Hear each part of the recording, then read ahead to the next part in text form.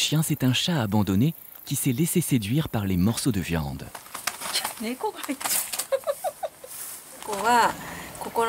Le chat n'appartient pas au propriétaire des chiens. Je n'ai aucune idée d'où il vient. Dès que je peux, je le castrerai et je le marquerai à l'oreille pour qu'on sache bien qu'il a été castré. Ensuite, je lui chercherai des parents adoptifs. Résultat de l'opération, les 3 chiens courent toujours. Mais le charroux est entre de bonnes mains. Toute l'équipe prend la route du refuge d'Atsuko. C'est ici qu'elle prend soin des dizaines d'animaux qu'elle a récupérés dans la zone interdite de Fukushima. Parmi eux, Kiwi, un chaton qu'elle a capturé il y a une semaine. Quand je l'ai trouvé, ses yeux étaient fermés à cause des excrétions oculaires. Je les ai essuyés doucement avec un morceau de tissu. Ensuite, j'ai mis un médicament spécialement prescrit par le vétérinaire. C'était très efficace. Après leur capture, Atsuko ne manque pas de mesurer le niveau de radioactivité des animaux. Étonnamment, elle n'en a trouvé que très peu de contaminés.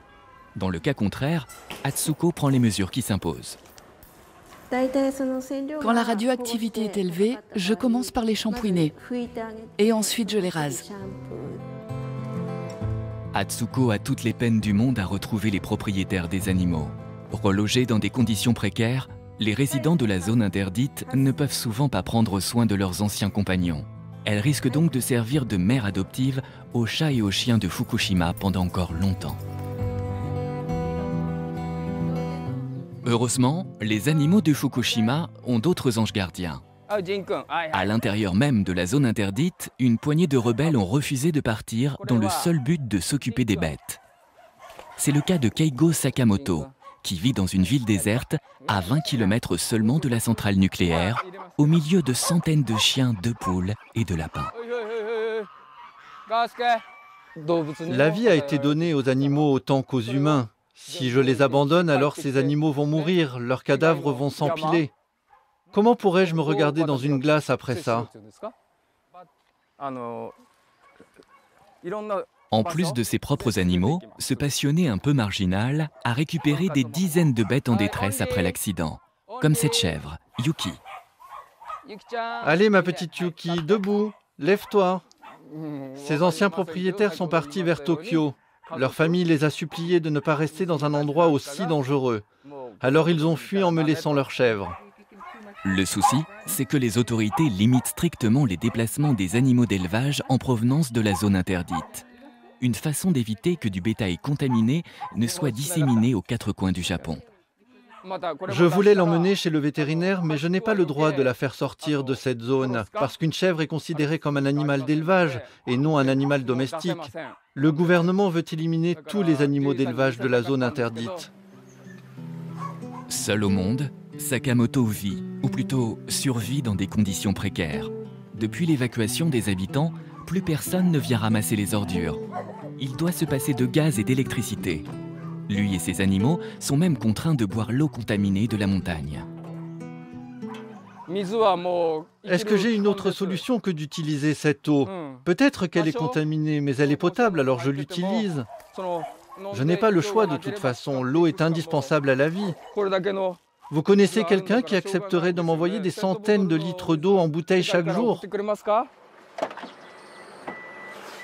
Son seul salut, Sakamoto le doit aux dons qu'il reçoit de tout le Japon et de l'étranger. 2 fois par semaine, il collecte des paquets de nourriture dans une animalerie située à l'extérieur de la zone interdite. La moitié, c'est de la nourriture pour chats et des croquettes pour chiens. Et l'autre moitié, c'est du café et du riz pour moi. Voilà, je reviendrai chercher le reste vendredi.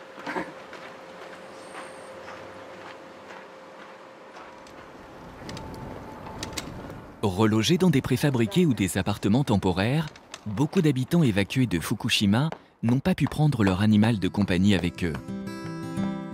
Rieko, qui habitait à seulement 5 km de la centrale, a ainsi été séparée pendant 15 mois de son chien Riki. La séparation a été douloureuse et les retrouvailles chargées d'émotions. J'avais le sentiment de l'avoir abandonné parce que je lui avais promis de revenir et que je n'ai pas pu. Mais il s'est souvenu de moi, il a couru vers moi en remuant la queue. Je me suis sentie vraiment soulagée. Après le séisme, Rieko a tout juste eu le temps de laisser de l'eau et de la nourriture pour son chien avant de prendre la fuite. À cause de la catastrophe nucléaire, elle n'a jamais pu revenir le chercher. C'est finalement un volontaire de l'association Yukese Japon qui est allé secourir le petit chien aux airs d'ourson à l'intérieur de la zone interdite.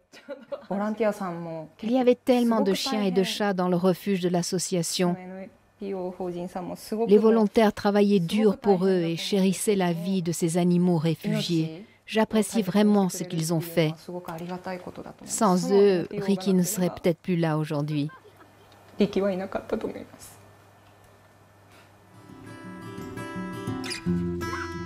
Une fois installée dans une maison plus confortable, Rieko est allée immédiatement chercher Riki dans le refuge. Aujourd'hui, il est au centre de toutes les attentions. Sans lui, la famille n'était pas vraiment au complet.